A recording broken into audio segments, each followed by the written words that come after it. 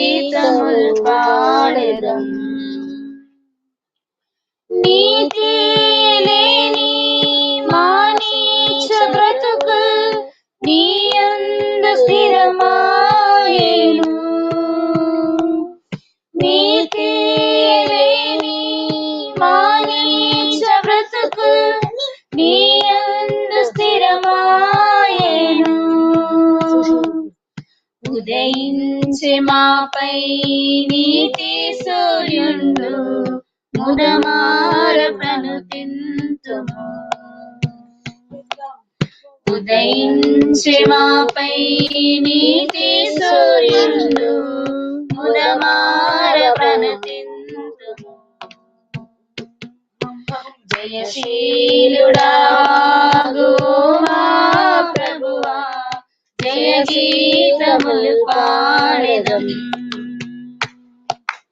అవిధేయతతో అవివేకులమై కోల్పోతిమి భాగ్యంబును. అవిధేయతతో అవివేకులమై కోల్పోతిమి భాగ్యంబును. నీ జ్ఞాన ఘనత ఐశ్వర్యములను దయతోడనొసగితివి. నీ జ్ఞాన ఘనత ఐశ్వర్యములను దయతోడనొసగితివి. జయశీలుడావాగు మా ప్రభువా, జయ గీతములు పాడెదం. శత్రుని ఉరిలో చిక్కిన మాతో నా సొత్తు మీరంటివి. శత్రుని ఉరిలో చిక్కిన మాతో నా సొత్తు మీరంటివి. భయభీతిలోన భయమునిచ్చి నడిపించితివి మా ప్రభు. భయభీతిలోన భయమునిచ్చి విడిపించితివి మా ప్రభు. జయశీలుడావాగు మా ప్రభువా, జయ గీతములు పాడెదం. యుద్ధంబునాది నిలుచుండి చూడుడి నేనిచ్చు రక్షణను. యుద్ధంబునాది నిలుచుండి చూడుడి నేనిచ్చు రక్షణను. అని ప్రభు నీవు పోరాడితివి మా పక్షమందు నీవే. అని ప్రభు నీవు పోరాడితివి మా పక్షమందు నీవే. జయశీలుడావాగు మా ప్రభువా, జయ గీతములు పాడెదం. క్రీస్తు ప్రభులో ప్రతి స్థలమందు విజయోత్సవమూతమమ్ము. క్రీస్తు ప్రభులో ప్రతి స్థలమందు విజయోత్సవమూతమమ్ము. ఊరేగించుచు మహిమానందుచున్న దేవా స్తోత్రములు. ఊరేగించుచు మహిమానందుచున్న దేవా స్తోత్రములు. జయశీలుడావాగు మా ప్రభువా, జయ గీతములు పాడెదం. పరిపూర్ణ కృపతో నీ విశ్వాస్యతను కనపరచుకొంటివి నీవు. పరిపూర్ణ కృపతో నీ విశ్వాస్యతను కనపరచుకుంటేవి నీవు. విడువబడిన మమ్ము వివాహితగా చేసే హల్లెలూయా పాడేదము. విడువబడిన మమ్ము వివాహితగా చేసే హల్లెలూయా పాడేదము. జయశీలుడవాగువు మా ప్రభువా, జయ గీతములు పాడెదం. జయశీలుడవాగువు మా ప్రభువా, జయ గీతములు పాడెదం. Thank you. Hallelujah. Over to Priscilla అక్క. Praise the Lord. అందరికి ప్రైజ్ ది లార్డ్ అమ్మా. నాది వినబడుతుందా క్లియర్ గానే? అక్క క్లియర్ అక్క. Okay okay, thank you. సరే, వాక్యంలోకి వెళ్ళక ముందు కొంచెం ప్రార్థన చేసుకుందాం. ప్రేమ నమ్మకం కలిగిన మా ప్రియ పరలోకపు తండ్రి, జీవము కలిగిన దేవ, జీవాధిపతి, మీ ఘనమైన ఉన్నతమైన మహోన్నతమైన నామానికి వందనాలు, స్తుతులు, స్తోత్రములు చెల్లించుకుంటూ వస్తున్నాను. మీరు ఎంతైనా నమ్మదగిన దేవుడో ప్రభా, అందుని బట్టి మీకు వందనాలు, స్తుతులు, స్తోత్రములు. దేవా యేసయ్య, మరి ఈ సాయంకాల సమయమున ఈ రీతిగా దేవా జేపీహెచ్ ప్రేయర్ వారియర్స్ అనే ఈ గ్రూప్ లో సిస్టర్స్ మీటింగ్ కొరకు స్త్రీలముగా మేము కూడి రావడానికి మీరు చూపిస్తూ వచ్చిన కృపను బట్టి మీకు వందనాలు, స్తుతులు, స్తోత్రములు. ఇంతవరకు పాటల ద్వారా మీ నామమునకు మహిమ తెచ్చుకుంటూ వచ్చారు ప్రభా, అందుని బట్టి మీకు వందనాలు. దేవా మరి వచ్చిన మీ బిడ్డలను బట్టి వందనాలు. ఇంకా ఎవరైతే మరి రావాలని మీ ఏర్పాట్లో ఉన్నారో ప్రభా, వారందరికి అనుకూలత దయచేసి, ఎవరెవరైతే లింకులు మరి పొంది ఉన్నారో వారందరూ కూడా చేరి రావడానికి మీ కృప చూపిస్తురండి. దేవా కనికరించండి, సహాయం చేయండి. అలాగే ప్రభా నెట్వర్క్ ను కూడా మీ స్వాధీనంలో ఉంచుకోండి. ఈ ఫోన్ల వల్ల మరి సిగ్నల్స్ లేకుండా ఎటువంటి ప్రాబ్లం కాకుండా దేవా మీరే సహాయం చేయండి. దేవా కృప చూపించమని మెట్టుకు మరి కూడికి ఆది నుండి అంతవరకు మీరు శిరసత్వం వహించి నడిపిస్తురమ్మని వేడుకుంటూ వస్తున్నాను. నేను కూడా ప్రభా మరి అనేక దినముల తర్వాత జాయిన్ అవుతూ వచ్చాను. దేవా మరి నన్ను మీ ఆత్మతో నింపండి, మీ ఆత్మ నడిపింపును నాకు దయచేస్తురండి. దేవా మరి మాకు కావలసిన మాటలను మీరే దయచేస్తురండి. మీ నోటికి బూరగా నన్ను చేసుకొని మీరు వాడుకుంటూరండి. దేవా కృప చూపించండి, కనికరించండి. నన్ను నేను సంపూర్ణంగా మీకు అప్పజింపుకుంటున్నాను తండ్రి. నన్ను కడగండి, నన్ను పవిత్రపరచండి, పరిశుద్ధపరచండి. మీకు అభ్యంతరకరమైనవి, ఆటంకకరమైనవి నాలో ఏమైతే ఉన్నాయో ప్రభా, వాటన్నిటినీ కూడా మీ ఎదుట ఒప్పుకుంటూ వస్తున్నాను. తీసివేస్తూరండి. మీ రక్త ప్రోక్షణ కిందికి నేను తెచ్చుకుంటుండగా నన్ను కడిగి పరిశుద్ధపరచండి. దేవా తండ్రి ప్రభా, ఈ సమయమును మాకెంతో విలువైనదిగా మీరు ఉంచుతూ రమ్మని వేడుకుంటూ వస్తున్నాం. దేవా కృప చూపించమని, కనికరించమని మీ ఆత్మ సహాయమును కోరుకుంటూ ఈ కూడి కాదు నుండి అంతవరకు మీ శిరసత్వం కిందికి పెట్టుకుంటూ సమస్త గంత మహిమ ప్రభావాలు మీకు ఆరోపిస్తూ ఈ కొద్ది నా స్థితి ప్రార్థన నజరేడని నామమున అతి వినయంగా సమర్పించి అడిగి వేడుకుంటున్నా తండ్రి, ఆమేన్. అయితే చాలా రోజుల తర్వాత ఈ గ్రూప్ లో జాయిన్ అవుతూ వచ్చాను. అందుని బట్టి దేవునికి వందనాలు. మరి ఈ దినము దేవుని వాక్యంలో నుండి కొన్ని మాటలు మనం చూసుకుందాము. ఆదికాండము 6వ అధ్యాయము. ఇక్కడ ఒక కుటుంబం ఉంటూ వచ్చింది, ఒక కుటుంబం ఉంటూ వస్తోంది. ఈ కుటుంబం ఏంటంటే నోవహు కుటుంబం. ఇక్కడ ఉన్న వాళ్ళందరికీ కూడా ఈ 6వ అధ్యాయం గురించి బాగా తెలుసు. ఆ నోవహు కుటుంబం. అయితే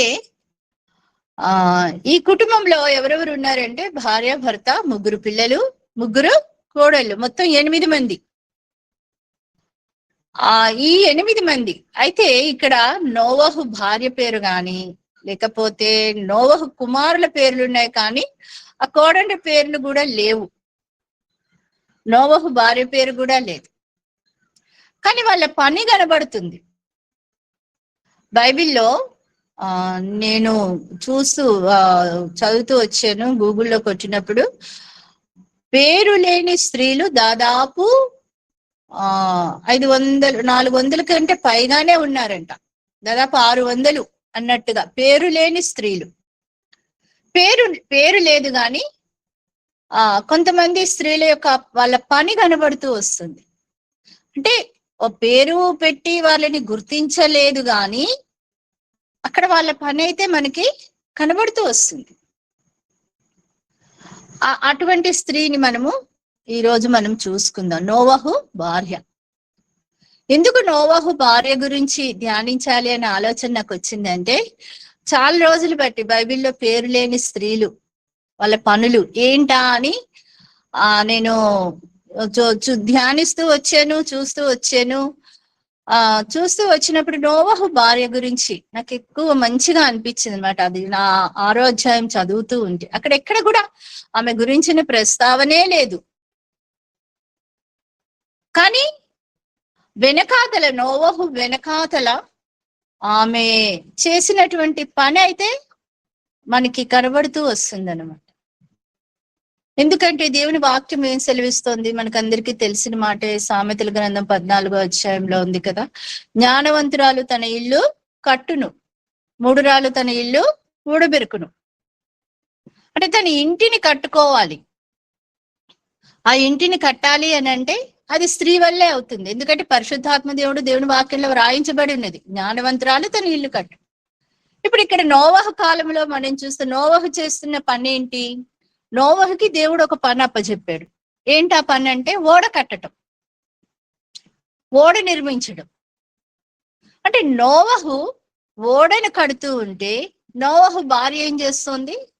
తన ఇంటిని కట్టుకుంటూ వస్తోంది.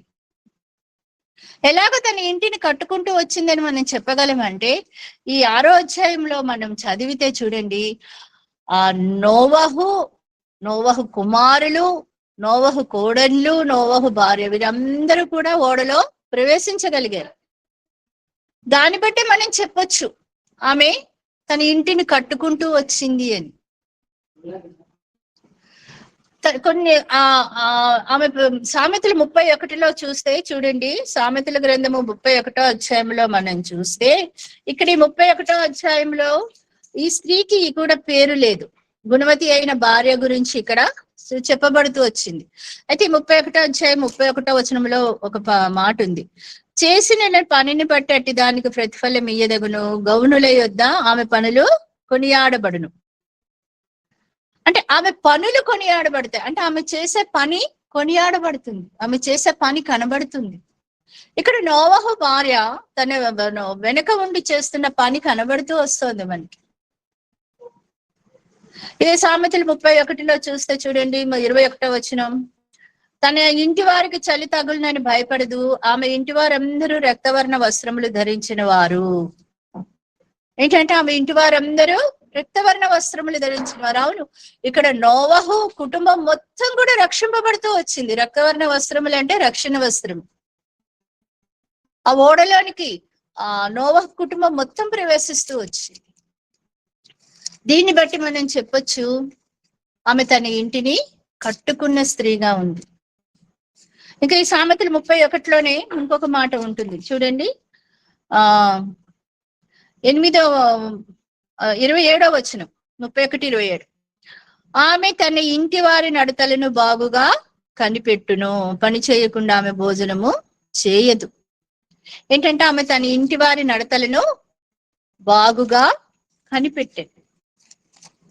ఆమె తన కుమారులని, తన కోడండిని, అంటే వాళ్ళు యవనస్తులే కదా, ఒక రకంగా యవనస్తులే, కుమారులు కోడండ్రు, వారిని కనిపెట్టుకుంటూ ఉన్నదిగా ఉంది. వీటిని బట్టి మనం ఏం చేయొచ్చు అంటే ఆ ఓడలోనికి ఆ కుటుంబం మొత్తం ప్రవేశించిన దాన్ని బట్టి మనం చెప్పగలిగేది ఏంటంటే నోవహు భార్య తన ఇంటిని కట్టుకున్న స్త్రీగా ఉంది. అసలు నోవహు తన ఇంటిని అంటే ఎటువంటి పరిస్థితుల్లో తన ఇంటిని కట్టుకున్న స్త్రీగా ఉంది చూడండి. మనం చదువుదాం, నోవహు కాలంలో ఎలా ఉందంట, ఆ దినాలు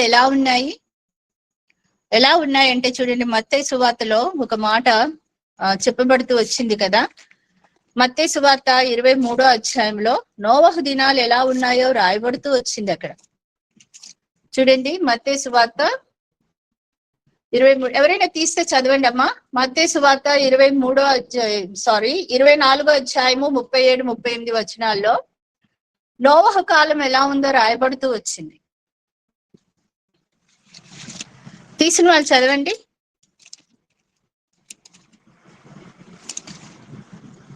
మత్తయి సువార్త 24వ అధ్యాయము 37, 38. నోవాహు దినములు ఎలాగుండెనో మనుష్య కుమారుని రాకడేను అలాగే ఉండెను. జల ప్రళయమునకు ముందటి దినముల్లో నోవాహు ఓడలోనికి వెళ్ళిన దినము వరకు వారు తినుచు తాగుచు పెండ్లి చేసుకొనుచు పెండ్లికిచ్చుచు ఉండేరి. వాళ్ళు ఏంటట?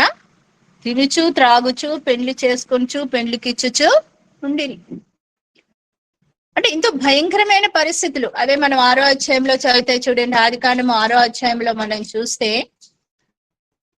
మొదటి వచనం నుంచి, నరులు భూమి మీద విస్తరింపనారంభించిన తర్వాత కుమార్తెలు వారికి పుట్టినప్పుడు దేవుని కుమారులు నరుల కుమార్తెలు చక్కని వారని చూచి వారందరిలో తమకు మనసుకు వచ్చిన స్త్రీలను వివాహము చేసుకునిడి. ఇంకా ఈ వచనాలన్నీ మనం చూస్తే వాళ్ళకి ఏంటంటే, ఆ దేవుని కుమారులు నరుల కుమార్తెలతో పాపము చేసిన దినాలు అవి. భయంకరమైన దినాలు, దేవుని భయము బొత్తిగా లేని దినాలన్నమాట. అటువంటి దినాల్లో నోవహు కుటుంబం ఉంది. అటువంటి జనుల మధ్యన నోవహు కుటుంబం ఉంది. ఇప్పుడు ఈ రకంగా చూస్తే ఆ నోవహు భార్య కూడా అందమైన స్త్రీయే, నోవహు కోడండ్రు కూడా అందమైన స్త్రీలే. ఎందుకంటే అక్కడ రాయబడింది కదా, నరుల కుమార్తెలు చక్కని వారని. అంటే వీళ్ళు చక్కని వాళ్ళే, అందమైన వాళ్ళే. అటువంటి భయంకరమైన పరిస్థితిలో తన కుటుంబాన్ని, తన ఇంటిని కట్టుకున్న స్త్రీగా నోవహు భార్య కనబడుతూ వస్తుంది. తన ఇంటి వారందరూ కూడా ఓడలోనికి ప్రవేశించే వారిగా ఉండడానికి ఆమె ఒక సాధనంగా ఉంటూ వచ్చింది. ఈ పరిస్థితులు ఎంత భయంకరమైన పరిస్థితులు మనం చూస్తే చూడండి, 5వ వచనం కూడా, 6వ అధ్యాయం 5వ వచనము, నరుల చెడుతనము భూమి మీద గొప్పదనియు వారి హృదయం యొక్క తలంపుల్లోని ఊహ అంతయు ఎల్లప్పుడూ కేవలము చెడ్డదనియు యెహోవా చూచి తాను భూమి మీద నరులను చేసినందుకు యెహోవా సంతాపము నొంది తన హృదయములో నొచ్చుకునెను. దేవుడు నొచ్చుకునేటట్టుగా ఆ ప్రజల ప్రవర్తన ఉంది నోవహు కాలములో.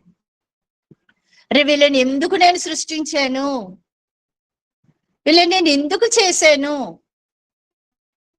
అని దేవుడే పశ్చాత్తాపడుతున్నాడంట. దేవుడే బాధపడుతున్నాడు. అలా ఉన్నాయి ఆ దినాలు. ప్రస్తుత దినాలు కూడా అలాగే ఉన్నాయి కదా. ప్రస్తుత కాలము కూడా నోవహు కాలములాగే ఉంది. ప్రస్తుత దినాలు కూడా అలాగే ఉన్నాయి. అందుకే చూడండి, రోమిలకు రాసిన పత్రిక 3వ అధ్యాయంలో మనం చదివితే, రోమిలకు రాసిన పత్రిక 3వ అధ్యాయము 10వ వచనం నుంచి మనం చదివితే చూడండి, ఇందుని గూర్చి వ్రాయబడినది ఏమనగా, నీతిమంతుడు లేడు, ఒక్కడనూ లేడు, గ్రహించువాడెవడునూ లేడు, దేవుని వెతుకువాడునూ లేడు, అందరినూ త్రోవ తప్పి ఏకముగా పనికిమాలిన వారైరి, మేలు చేయువాడు లేడు, ఒక్కడైననూ లేడు. వారి గొంతుకు తెరిచిన సమాధి, తమ నాలుకతో మోసము చేయుదురు, వారి పెదవుల క్రింద సర్ప విషమున్నది. వారి నోటి నిండా శపించుటయు పగయు ఉన్నవి, రక్తం చిందించుటకు వారి పాదములు పరుగులెత్తుచున్నవి, నాశనమును కష్టమును వారి మార్గంలో ఉన్నవి, శాంతి మార్గము వారు ఎరుగరు. 18వ వచనంలో చదివితే, వారి కన్నులు ఎదుట దేవుని భయము లేదు. నోవహు దినాల్లో ఇలాగే ఉంది, దేవుని భయము లేదు. ఏంటంటే దేవుని వెతికేవాడు లేడు, దేవుని వెతికేవాడే లేడు అక్కడ. ఎవరికి ఇష్టం వచ్చినట్టుగా వాళ్ళు జీవిస్తున్న సమయము. వాళ్ళు ఎవరికి ఇష్టం వచ్చినట్టుగా వారు నడుస్తూ ఉన్నారనమాట. దేవుని భయము లేని ప్రజలు. ఇంకా ఎలా ఉంటారంటే, త్రోవ తప్పి ఏకముగా పనికి మాలిన వారే. ఎందుకంటే దేవుని భయం ఏమీ లేదు. అటువంటి దినాల్లో అటువంటి ప్రజల మధ్య ఈ కుటుంబం ఉంది. అటువంటి ప్రజల మధ్య ఈ కుటుంబం ఉంటూ కూడా వీళ్ళు చూడండి 8 మంది కూడా ఓడలో ప్రవేశించగలిగారు. అది ఆ కుటుంబం యొక్క గొప్పతనం. అంటే ఆ స్త్రీ యొక్క పాత్ర ఎంత ఉంది చూడండి. నోవహు భార్య యొక్క పాత్ర, నోవహు భార్య యొక్క పని ఎంత ఉంది. ఎందుకంటే ఇలా నేను ఎందుకు చెప్పగలుగుతున్నానంటే ఆమె పని ఎంత గొప్పగా ఉంది అక్కడనంటే, నోవహు ఏ పనిలో ఉన్నాడు? ఓడను కట్టే పనిలో ఉన్నాడు ఆయన. ఆ ఓడ కొరకు ఆ కావలసిన చితిసారకపు ప్రాణును సిద్ధపరచుకోవటము, ఆ ఓడ ఎలా కట్టాలో దేవుడు చెప్పిన దాన్ని బట్టి ఆ ఓడ ఎలా కట్టాలో అని దాన్ని కడుతూ ఉన్న పని అంతా ఆ ఓడ కొరకే. ఎన్ని సంవత్సరాలు కట్టాడు ఆయన? 100 సంవత్సరాలు. 500 సంవత్సరాల్లో దేవుడు మాట్లాడితే 600 నోవహుకి 600 సంవత్సరాలు వచ్చినప్పటికీ ఆ ఓడ పని పూర్తి అయింది. అంటే 100 సంవత్సరాలు ఆయన ఇంకా ఏ విషయం పట్టించుకోలేదు.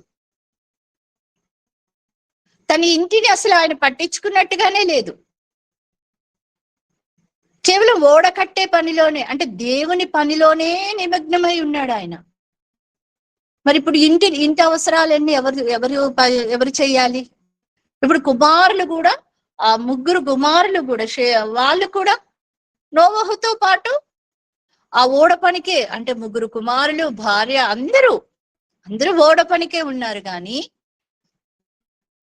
ఆమె ఆ ఓడ పనిలో సహకరిస్తూనే మళ్ళా తన ఇంటిని కూడా కట్టుకున్నదిగా. అది ఆమె గొప్పతనం. అంటే అటువంటి పరిస్థితుల్లో తన కుటుంబము చెదిరిపోకుండా, ఎందుకంటే వాళ్ళు ఎంతో అపహసిస్తూ వచ్చారు. అది పేతురు రాసిన పత్రికలో మనం చదువుతాం చూడండి. మొదటి పేతురు 3:20లో చూడండి. ఆ ప్రజలు ఎలా ఉన్నారంటే, దేవుని దీర్ఘశాంతం ఇంకా కనిపెట్టుచుండినప్పుడు పూర్వము నోవహు దినములలో ఓడ సిద్ధపరచుచుండగా అవిధేయులైన వారి యొద్దకు, అనగా చెరలో ఉన్న ఆత్మల యొద్దకు ఆయన ఆత్మరూపుగానే వెళ్లి వారికి ప్రకటించెను. వాళ్ళు ఎలా ఉన్నారు? చెరలో ఉన్న ప్రజలు అన్నమాట. చెరలో ఉన్న వాళ్ళు అవిధేయులు, అవిధేయత కలిగిన ప్రజలు, చెరలో ఉన్నవాళ్ళు. అటువంటి వారి మధ్య ఈ కుటుంబము తమ్మును తాము కాపాడుకుంటున్న కుటుంబంగా ఉంది. ఇంకా నోవహు భార్యలో ఇంకొక లక్షణం ఏంటంటే సహకరించే స్త్రీగా ఉంది. తన భర్తకు సహకరించే స్త్రీగా ఉంది. ఆదికాండము మనం 3వ అధ్యాయంలో చూస్తాం కదా, నరుడు ఒంటరిగా ఉండుట మంచిది కాదని ఎంచి సాటి అయిన సహాయమును వాని కొరకు చేయుదును అనుకున్నాను. 2:18, ఆదికాండము 2:18. అంటే సాటి అయిన సహాయం. భార్య అంటే ఎవరు? సాటి అయిన సహాయము. ఇక్కడ నోవహు భార్య సహకరించే స్త్రీగా ఉంది, మంచి సహకారిగా ఉంది. లేకపోతే అనొచ్చు కదా, దేవుడు ఓడ కట్టమని నీకు చెప్పాడు, నీ పని నువ్వు చూసుకో, నా పని నేను చేసుకుంటా. లేకపోతే నోవహు ఇప్పుడు ఇంటి విషయాలు ఏం పట్టించుకోకుండా 100 సంవత్సరాలు ఆ ఓడ కట్టే పనిలోనే ఉన్నాడు. ఆ ఓడకి కావాల్సినవన్నీ సమకూర్చుకునే పనిలోనే ఉన్నాడు. ఇంటి విషయాలు ఏం పట్టించుకోవటం లేదు. నాకైతే అనిపించింది, నేనైతే ఎలాగో ప్రవర్తిస్తాను ఇటువంటి పరిస్థితుల్లో, నేనైతే ఎలాగ ఆలోచిస్తాను అని అనిపిస్తూ వచ్చిందనమాట. ఎందుకంటే నోవహు దేవుని మాట విని దేవుని పనిలో ఉన్నాడు. ఇప్పుడు ఇంటి విషయాలన్నీ ఎవరు పట్టించుకోవాలి? ఆ ఇంటికి పెద్దగా భర్త తర్వాత భార్య ఇంటి విషయాలు పట్టించుకోవాలి. అంటే నోవహు ఆ ఓడ పనిలో ఎంతో సహకరించే స్త్రీగా ఉంది. ఆమె అంతగా సహకరించకపోతే నోవహు ఓడ కట్టలేడు. నేను కొంతమంది స్త్రీలను చూస్తూ వచ్చాను. కొంతమంది సేవకులు బాధపడుతూ ఉంటారు, మాకు సహకరించే వాళ్ళు లేరు, నా భార్య సహకరించదు నాకు. ఎందుకంటే అక్కడ ఆ దినాలు ఎలా ఉన్నాయి? భయంకరమైన దినాలుగా ఉన్నాయి. జనులు ఇష్టానుసారంగా జీవిస్తున్న దినాలు ఆ దినాలు. అక్కడ ఎవరికి కట్టడ లేదు, దేవుని భయం బొత్తిగా లేదు. అటువంటి దినాలు. చెడిపోవటానికి ఎంతో అవకాశం ఉన్న దినాలు అన్నమాట. వాళ్ళకి ధర్మశాస్త్రం కూడా లేదు. దేవుని ఆజ్ఞలు లేవు, దేవుని కట్టడలేమీ లేవు. పేతురు రాసిన పత్రికలోను ఇందులోను అది అజ్ఞాన కాలం అని. ఆ అజ్ఞాన కాలం, అది ఒక అజ్ఞాన కాలంలో ఉన్నారు వాళ్ళు. కానీ అజ్ఞాన కాలంలో నోవహు భార్య ఎలా ఉంది? జ్ఞానవంతురాలుగా ఉంది. తన భర్తకు సహకరించే స్త్రీగా ఉంది. నేను చెయ్యను, నేను నీతో పాటు ఉండను. దేవుడు నిన్ను ఓడగట్టమన్నాడు కదా, కట్టుకో, నువ్వు ఓడగట్టుకో, నీ పని నువ్వు చేసుకో, నా పని నేను చేసుకుంటా. ఇలాగ అనే స్త్రీలు లేరా? కొంతమంది దేవుని పని చెయ్యాలి అనే ఆశ ఉండి కూడా ఇంట్లో భార్యలు సహకరించక ఆ ఆశను చంపుకున్న వాళ్ళని నేను చాలా మంది నాకు తెలుసు. కొంతమంది దేవుని పని చెయ్యాలి, సేవ చెయ్యాలని సేవ ప్రారంభించి వాళ్ళకి సహకారం లేక ఇంట్లో భార్య గాని పిల్లలు గాని సహకరించకపోవడం బట్టి ఆ సేవా పరిచయం నిడిచిపెట్టి మరలా లోకములో ఉండే వాటి కొరకు పరుగులు పెట్టేవారుగా మారిపోయిన వాళ్ళు నేను చాలా మందిని చూశాను. కానీ నోవహు భార్య అలా లేదు, సహకరించే స్త్రీగా ఉంది. తన భర్తకు దేవుడు ఏదైతే చెప్తూ వచ్చాడో తన భర్త ఈమె కూడా ఆ మాటకి లోబడుతూ వచ్చింది. అంటే ఈమెలో ఉండే ఇంకొక లక్షణం ఏంటంటే లోబడే లక్షణం. భార్యలారా ఆమె భర్తలకు లోబడి ఉండేది, లోబడింది అంతే. నోవహు దేవుని మాటకు లోబడ్డాడు, నోవహు భార్య నోవహుకు లోబడింది. అంటే నోవహు భార్య నోవహుకు లోబడింది, దేవునికి లోబడింది. కాబట్టి ఈమె లోబడిన స్త్రీగా ఉంది. ఇంకొక లక్షణం ఏంటంటే ఈమెలో ఉన్నది దేవుని యందు భయభక్తులు కలిగిన స్త్రీగా ఉంది. ఎందుకంటే ఎట్లా లోబడగలుగుతాము? ఎప్పుడైతే దేవుని యందు భయభక్తులు కలిగి ఉంటామో అప్పుడే లోబడగలుగుతాం. అక్కడ అంత చెడుతనమే ఉంది. మరి ఆ చెడుతనము ఈమెలోకి రాలేదు అని అంటే యెహోవా యందు భయభక్తులు కలిగిన వారు చెడుతనమును అసహించుకుంటారు. దాన్ని బట్టి చెప్పొచ్చు ఆమె దేవుని యందు భయభక్తులు కలిగి ఉంది అని. ఎందుకంటే ఆ చెడుతనం ఏది ఈమెకి గాని ఈమె కుటుంబానికి గాని రాలేదు, కుటుంబంలోనికి గాని రాలేదు. దాన్ని బట్టి మనం ఏం చెప్పొచ్చు? ఎందుకంటే ఇక్కడ పరిశుద్ధాత్మ దేవుడు మెన్షన్ చేస్తూ వచ్చాడు చూడండి. ఆదికాండము 6వ అధ్యాయము 17వ వచనంలో, ఇదిగో నేనే జీవవాయు గల చూడండి 18వ వచనం, అయితే నీతో నా నిబంధన స్థిరపరచుదును, నీవును నీతో కూడా నీ కుమారులను నీ భార్యయు నీ కోడండ్రను ఆ ఓడలో ప్రవేశింపవలెను. ఏంటి దేవుడు ఇక్కడ స్పష్టంగా చెప్తూ వచ్చాడు, నీవు నీ కుమారులు నీ కోడండ్రు నీ భార్య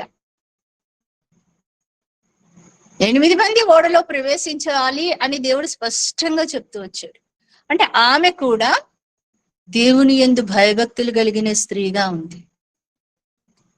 ఆమె దేవుని యందు భయభక్తులు కలిగిన స్త్రీగా ఉంది కాబట్టి తన కుమారులు తన కోడండ్రు కూడా ఆమె ఆ ఓడలోనికి ప్రవేశించగలిగారు. అంటే వాళ్ళని ఆ రకంగా దేవుని యందు భయభక్తులు కలిగేవారిగా ఉండేటట్లుగా ఆమె పెంచుతూ వచ్చింది.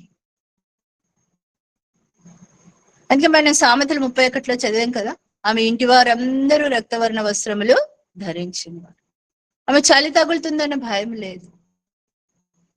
నోవహు ఎంత నీతిమంతుడిగా ఉన్నాడో నోవహు భార్య కూడా అంత నీతిమంతురాలుగానే ఉంది. ఇంకొక లక్షణం ఏంటంటే ఆమె మాదిరి కలిగిన స్త్రీగా ఉంది. ఎట్లా మాదిరి కలిగిన స్త్రీగా అంటే తన కోడండ్రుని చూడండి, వాళ్ళు అత్తకి సహకరించే వాళ్ళుగా ఉన్నారు. అత్త మాటకి లోబడిన వాళ్ళుగా ఉన్నారు. వాళ్ళు వెళ్ళిపోవచ్చు కదా, మా అత్త మామ చూడు, మా మామ చూడు ఆ ఓడగట్టుకుంటూ కూర్చున్నాడు 100 సంవత్సరాలు. నోవహు సువార్త ప్రకటిస్తూనే ఉన్నాడు, జలప్రళయం వస్తుంది, జలప్రళయం వస్తుంది, జలప్రళయం వస్తుంది. ఆ ప్రజలందరూ ఏం చేస్తా ఉన్నారు? అపహసిస్తూ ఉండొచ్చు, నవ్వుతూ ఉండొచ్చు, వీళ్ళతో ఎంతో మంది మాట్లాడుతూ ఉండొచ్చు. నోవహు భార్యతో అంటుండొచ్చేమో, చూడు మీ ఆయనకి ఏమైనా పిచ్చి పెట్టిందా, ఇప్పుడు ఎక్కడ వర్షం వస్తుందని అంత పెద్ద ఓడ కడుతున్నాడు. ఆ 100 సంవత్సరాలు బట్టి చెప్తున్నాడు. కొంతమంది అని ఉండొచ్చు, మా తాత ముత్తాతల నుంచి మేము వింటూ ఉన్నాము, జలప్రలయం వస్తుంది, జలప్రలయం వస్తుందని తాత ఓడగడుతున్నాడని, ఈయన ఓడగడుతున్నాడని. రాలేదు కదా అని నవ్వుండొచ్చు. వాళ్ళని ఎంతో చీత్కారంగా వెటకారంగా వేళకోళం చేసుండొచ్చు. వాళ్ళు ఎంతో బాధపడి ఉండొచ్చు. కానీ తప్పిపోయిన వారుగా మాత్రం లేరు. అంటే ఆమె ఎంత మాదిరి చూపెడుతూ వచ్చింది తన కోడండ్రికి, తన కుమారులకి. ఒక మాదిరి కలిగిన స్త్రీగా ఉంది. చూడండి 2 తిమోతి తీతు 2:7 మనం చూస్తే చూడండి, తీతుకు రాసిన పత్రిక 2:7 ఉంటుంది.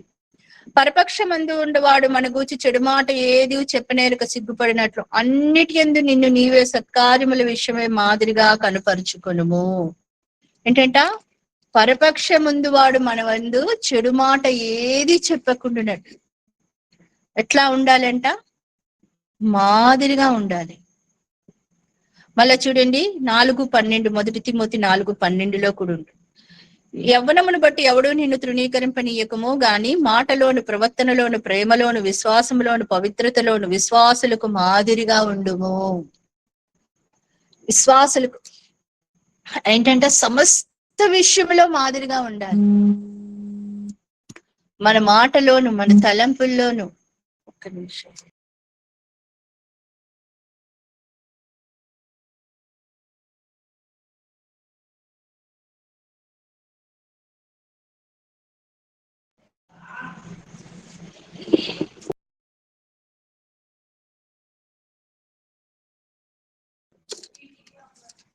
ఏంటంటే సమస్త విషయంలో, మన సమస్త ప్రవర్తనలో కూడా ఏమి ఉండాలి?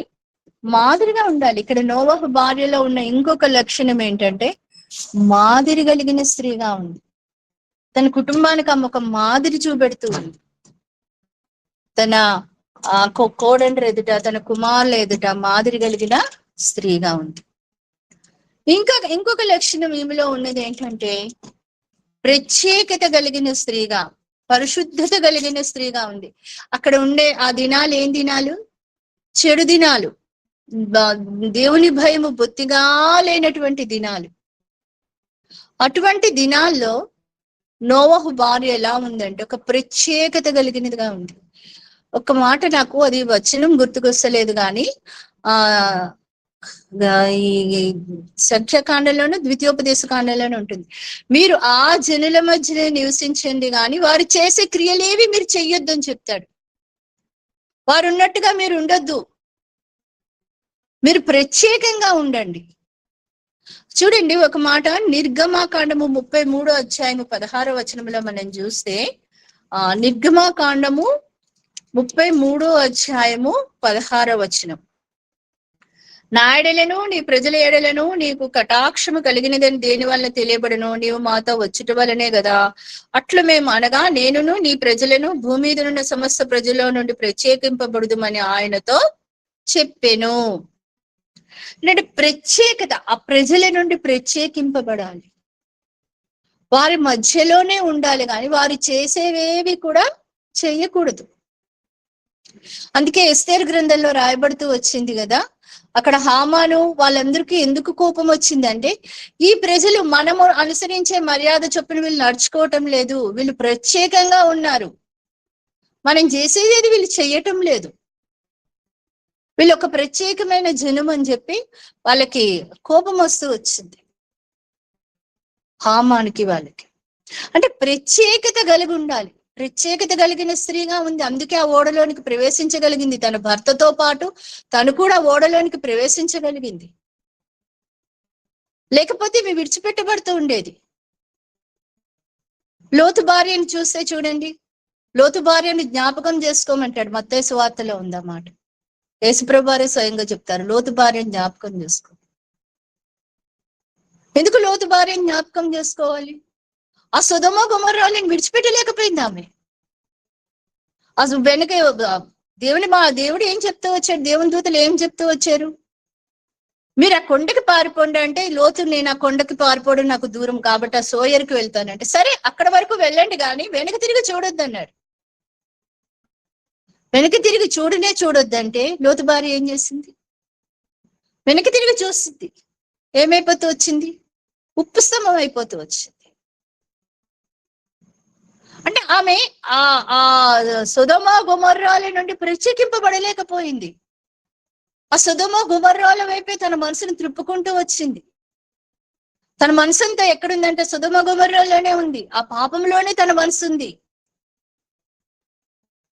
అవే లక్షణాలు తనకు మా కుమార్తెలు నేర్చుకుంటూ వచ్చారు. ఆ సొదొమ గొమొర్రాలో ఉండి అవే లక్షణాలు కుమార్తెలు నేర్చుకుంటూ వచ్చారు.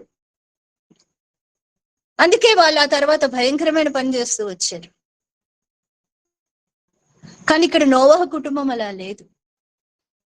నోవహు భార్య అలా లేదు. చూడండి, నోవహు భార్యకి లోతు భార్యకి ఎంత తేడా ఉంది. లోతు భార్య పేరు కూడా మెన్షన్ చేయబడలేదు. కానీ ఈ ఈ నోవహు భార్య పేరు కూడా మెన్షన్ చేయబడలేదు. కానీ వీళ్ళిద్దరికి ఎంత వ్యత్యాసం ఉంది కదా. ఇక్కడ నోవహు దినాలు ఎలాగున్నాయో ఇలాగే ఉన్నాయి. సొదొమ గొమొర్రాల పరిస్థితి కూడా అలాగే ఉంది. ఇక్కడ నోవహు దినాల్లో జలప్రలయంతో నాశనం చేసేసాడు దేవుడు. అక్కడ సొదొమ గొమొర్రాలను ఏం చేశాడు అంటే ఆ ప్రాంతం మట్టుకు మాత్రం అగ్నితో కాల్చివేశాడు. అయితే అక్కడ లోతు భార్య లోతుతో పాటు వెళ్ళలేకపోయింది. అందుకే ఎంతో నష్టం. కానీ ఇక్కడ నోవహు భార్య నోవహుతో పాటు ఓడలోనికి ప్రవేశించగలిగింది. అది తేడా. లోతు భార్య సొదొమను విడిచిపెట్టలేకపోయింది. కానీ నోవహు భార్య ఆ నోవహు దినాలు అది ఆ ప్రాంతాన్ని విడిచిపెట్టేసింది. ఇప్పుడు నోవహు కుటుంబం అంతా ఓడలోనికి ప్రవేశించినప్పుడు ఎంతో మంది తమకు తెలిసిన పరిచయస్తులు, తన ఆస్తిపాస్తులు ఎన్నో ఉండుంటాయి. అక్కడ ఎంతో విడిచిపెట్టలేని బంధుత్వం అక్కడ ఉండుంటుంది. కానీ అవన్నీ విడిచిపెట్టింది. తన భర్తతో పాటు ఆ ఓడలోనికి ప్రవేశించడానికి ఆమె ఇష్టపడింది. కానీ లోతు భార్య ఆ సొదొమను విడిచిపెట్టలేకపోయింది. ఎంత తేడా. కటి రాత్రికాల సమయంలో మనం ఎలా ఉన్నాం? నోవహు భార్య లాగున్నామా? లోతు భార్య లాగున్నామా? నోవహు భార్య ఆ నోవహు దినాల్లో దేవుని భయము బొత్తిగా లేని ఆ దినాల్లో తను తాను ఎంతగానో కాపాడుకుంటూ వచ్చింది. తను తాను ఎంతో ప్రత్యేకపరుచుకుంటూ వచ్చింది. తనెంతో పరిశుద్ధత కలిగిన స్త్రీగా కూడా మనం చెప్పుకోవచ్చు. లేకపోతే ఆమె ఆ ఓడలోనికి ప్రవేశించలేకపోయేది. తను తాను ఎప్పుడు పరిశుద్ధంగా మనం జీవించగలం, ఎప్పుడు మనల్ని మనం పవిత్రపరచుకోగలం అంటే ఎప్పుడైతే లోకము నుండి వేరే జీవిస్తామో, లోకములో నుండి ప్రత్యేకింపబడి జీవిస్తామో అప్పుడే మనల్ని మనం పవిత్రపరచుకోగలుగుతాం. అప్పుడే మనల్ని మనం పరిశుద్ధపరచుకోగలుగుతాం. లోకానికి వేరుగా లేకపోతే మనం ప్రత్యేకత అనేది కోల్పోతాం. ఇక్కడ నోవహు భార్య చూడండి ప్రత్యేకంగా జీవిస్తూ వచ్చింది. అందుకే తన కుటుంబం మొత్తం నోవహు ఓడలోనికి ప్రవేశించగలుగుతూ వచ్చింది. ఇంకా ఆమెలో ఉన్న ఇంకొక లక్షణం ఏంటంటే దయగలిగిన స్త్రీగా ఉంది. దయ చూపించే స్త్రీగా ఉంది. ఎట్లా దయ చూపించే స్త్రీగా ఉంది అని అంటే దేవుని వాక్యంలో ఒక మాట ఉంటుంది. కీర్తన గ్రంథంలోనూ సామెతల్లోనూ ఉంది. రిఫరెన్స్ సరిగ్గా గుర్తుకొస్తలేదు. జంతువుల ఎడల దయగలిగి ఉండాలని ఉంటుంది. అక్కడ చూడండి, నోవహు కుటుంబం కుమారులు, కోడండ్రు, భార్య కాదు గాని ప్రతి జాతిలో నుండి రెండేసి జీవులు అన్ని. ఇక్కడ చూడండి 20వ వచనంలో మనం 6వ అధ్యాయము 20వ వచనంలో సమస్త జీవులు అనగా సమస్త శరీరుల యొక్క ప్రతి జాతిలోని రెండేసి చొప్పున నీవు ఓడలోనికి తేవలను, వాటిలో మగదియు ఆడదియు ఉండవలను. నీవు వాటిని బ్రతికించి ఉంచుటకై వాటి జాతుల ప్రకారం పక్షులు, వాటి జాతుల ప్రకారం జంతువులు, వాటి జాతుల ప్రకారం నేలని ప్రాకు, వాటన్నిటిలోను ప్రతి జాతిలోను రెండేసి చొప్పున నీ యొద్దకు అవి వచ్చును. మరియు తినుటకు నానా విధములైన ఆహార పదార్థములు కూర్చుకుని నీ దగ్గర ఉంచుకొనుము, అవి నీకును వాటికి ఆహారమగునని చెప్పాను. చూడండి, ఎంత గొప్ప పని ఉంది కదా. నోవహు ఓడ కట్టే పనిలో ఉన్నాడు. మరి ఇప్పుడు ఆహారం అంతా ఎవరు సిద్ధపరచాలి? ఎవరికి సిద్ధపరచాలి? ఎన్ని దినాలు? 40 దినాలు, 40 పగళ్ళు, 40 రాత్రులు. అంటే ఎంత ఆహారం కావాలి కదా. వీళ్ళకే కాదు, వీళ్ళు 8 మంది తినాలి. మళ్ళా ఆ వచ్చిన జంతువులన్నిటికీ వాటికి కావలసిన ఆహారం. అన్ని జంతువులు ఒకటే తినవు కదా. కొన్ని గడ్డి తినే ఉంటాయి, కొన్ని పాలు తాగే ఉంటాయి, కొన్ని ఏమో మాంసం తినే జంతువులు ఉంటాయి. అంటే వేటికి కావలసిన ఆహారము వాటికి సిద్ధపరచాలి. వేటికి కావలసిన ఆహారం వాటికి. అంటే అది ఎంత కష్టతరమైన పని కదా. 3 కొడుకులు 3 కోడళ్ళు ఉన్నారు. సరే, వాళ్ళకి గైడెన్స్ ఇవ్వాలి కదా, వాళ్ళకి చెప్పాలి కదా, ఇది తీసుకురండి, ఇది తీసుకురండి, ఇది చెయ్యండి, అది చెయ్యండి. అంటే ఎంత ఓర్పు, ఎంత సహనం కలిగి ఉండాలి కదా. కాబట్టి ఇక్కడ నోవహు భార్య ఓర్పు సహనం కలిగిన స్త్రీగా ఉంది, అంతకంటే కూడా దయగలిగిన స్త్రీగా ఉంది. అసనగలేదు, విధేయత చూపెడుతూనే వచ్చింది. దేవుడు నోవహుతో చెప్పింది నోవహు చేస్తుంటే, నోవహు చెప్పిన పనిని ఆ నోవహు భార్య చేస్తుంది, ఆ కుటుంబం మొత్తం చేస్తుంది. వాళ్ళు ఎంత విధేయత చూపిన స్త్రీగా కూడా ఉంది. ఆ జంతువులన్నీ రావడానికి ఆమె ఒప్పుకుంటూ వచ్చింది. కొంతమంది అయితే ఏదైనా జంతువు చూడంగానే భయపడతాం, కేకలేస్తాం, అరుస్తాం కదా. కొంతమంది అటువంటి భయాలు ఉంటాయి, సహజంలేండి. కొన్ని జంతువులు చూస్తే భయం అనిపిస్తుంది. కానీ అక్కడ అన్ని రకాల జంతువులు, ఆకాశంలో ఎగిరేవి, భూమి మీద నడిచేవి, నేలన్న పరిగెట్టే అన్ని రకాల జంతువులు ఉన్నాయి. వాటన్నిటిని చేర్చుకోవడానికి కూడా వాటి పట్ల ఎంతో దయ చూపించిన దానిగా ఉంది. కాబట్టి ఆమె ఓడలోనికి ప్రవేశించింది. కాబట్టి ఇప్పుడు మనము ఎన్ని లక్షణాలంటే, ఇంకా మీరు ధ్యానిస్తే దేవుడు ఇంకా మీకు ఇంకా బయలుపరుస్తాడు. నేను కొన్ని విషయాలు దేవుడు నాకు ఇచ్చిన తలంపులు నేను మీతో పంచుకుంటూ వచ్చాను. ఏంటంటే, తన ఇంటిని కట్టుకున్న స్త్రీగా ఉంది, సహకరించే స్త్రీగా ఉంది, దేవుని యందు భయభక్తులు కలిగిన స్త్రీగా ఉంది, తన భర్తకు దేవుని మాటలకు లోబడిన స్త్రీగా ఉంది, ఇంకా దయ చూపించే స్త్రీగా ఉంది, మాదిరి కలిగిన స్త్రీగా ఉంది, ఆ ప్రత్యేకత, ఆ పరిశుద్ధత కలిగిన స్త్రీగా ఉంది, ఎంతో ఓర్పు సహనము కలిగిన స్త్రీగా ఉంది. 8 రకాల గుణాలు మనము నోవహు భార్యలో చూస్తూ వచ్చాం. అలాగే లోతు భార్యను కూడా మనం చూస్తూ వచ్చాం. లోతు భార్య ఏం చేస్తూ వచ్చింది? ఆ సొదొమను విడిచిపెట్టలేకపోయింది, ఆ పాపాన్ని విడిచిపెట్టలేకపోయింది, ఆ సొదొమలో ఉన్న ఆ బంధుత్వాన్ని విడిచిపెట్టలేకపోయింది. దేవుడు వెనక్కి తిరిగి చూడొద్దంటే వెనక్కి తిరిగి చూసింది. ఏమైపోతూ వచ్చింది? ఉప్పు స్తంభం అయిపోతూ వచ్చింది. ఆ సొదొమలో నుండి లోతు బయటికే వచ్చాడు, గాని ఆ పాపం మాత్రం తనలో నుండి పోగొట్టుకోలేకపోయాడు. లోతు కుటుంబం ఆశీర్వదింపబడలేదు, కానీ నోవహు కుటుంబము ఆశీర్వదింపబడుతూ వచ్చింది. కాబట్టి మనం ఎలా ఉన్నాం, మన కుటుంబం ఎలా ఉంది, మనము చూసుకోవాలి. ఒక్క నిమిషం, నేను మళ్ళా జాయిన్ అవుతా. ఒక్క నిమిషం.